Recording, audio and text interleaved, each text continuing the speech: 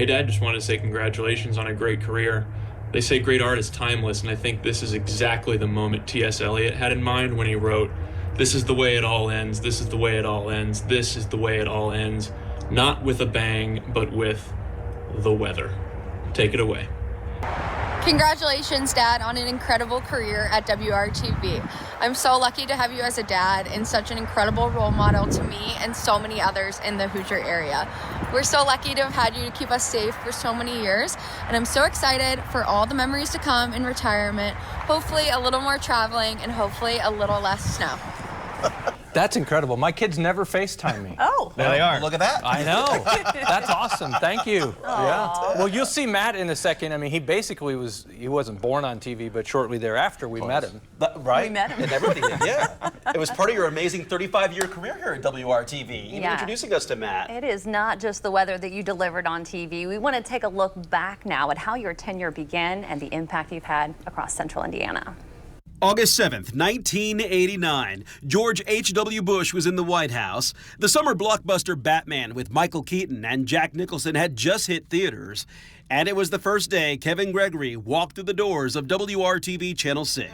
And weather with Kevin Gregory. In those early days, Kevin delivered short weather forecasts during the morning cut-ins and the midday news. I mean, he was perfect.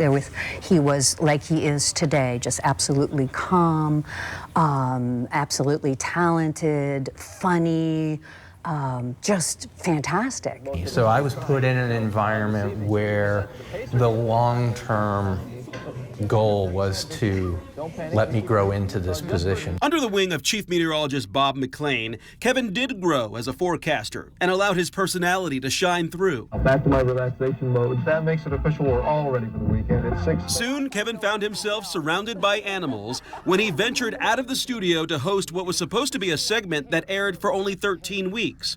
A TV program called At the Zoo, which took Hoosier viewers behind the scenes at the zoo. Can you blow a kiss? Kind of a sloppy kiss.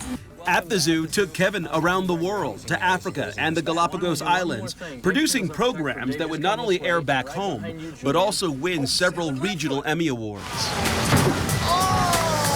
Back at Channel 6, despite his tall stature, Kevin found himself shoulder to shoulder with people he watched and respected. But Kevin was carving a name for himself. He recalled a time in January 1994 when he went on air in the wee hours of the morning to broadcast an alert about an extreme weather condition. If you're awake at this hour, I said, you deserve to know this is the all-time coldest temperature in Indianapolis history. It's never been this cold before. It's 27 below. Through the camera lens, Kevin opened his life to us. We knew his dad, Bob Gregory, but in August of 1995, Kevin let us meet his new son, Matthew. Matthew Robert is awake. Now, Sue and I are always awake, and from what I hear, we'll always be awake. This is Storm Team 6 on your side. In 2002, Kevin took the reins as WRTV's chief meteorologist, delivering his forecasts during evening newscasts. He was the guiding voice for viewers during threats of severe weather, including 2004, when a twister touched down near the track during the Indy 500. And in the spring of 2006, when tornado-force winds snatched the windows out of a downtown skyscraper. Kevin's dedication as a public servant didn't stop with saving lives or helping Hoosiers plan their weekends. He also strived to reach and help the youngest people in our state. Who votes for danger? He brought his weather camp to schools around central Indiana, helping kids understand science in a simple way and planting the seed for those who might want to pursue a career in meteorology. And who can forget the grand-scale yearly effort to provide toys and warm clothing for children who may otherwise go without? Kevin spearheaded the successful and impactful WRTV Toy Drive. Mom, Matthew, and Annie, thank you so much. We as a Gregory family wanted to contribute to the toy drive. I found my way around social distancing. Even during a tough chapter in our nation's history, when we had to keep our distance during the COVID pandemic, Kevin's warmth and humor raised our spirits as he broadcasted from his basement makeshift studio. I'm going to take him up for dinner. Bye. A career that nurtured so many friendships along the way. A man who never met a stranger.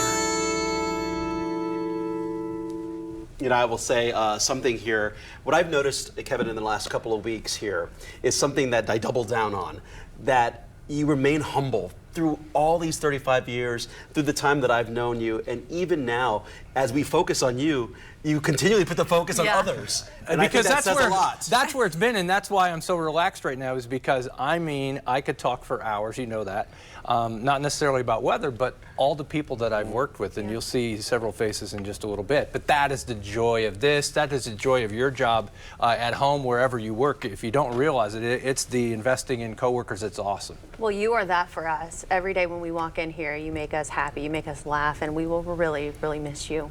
It's not going to be the same. I second that. Always a ray of sunshine walking into the studio. Kevin always had that positive attitude And here. sports always loves the weather guy, because if I go long on my time, there's not enough for his craft. Telling him right now to go.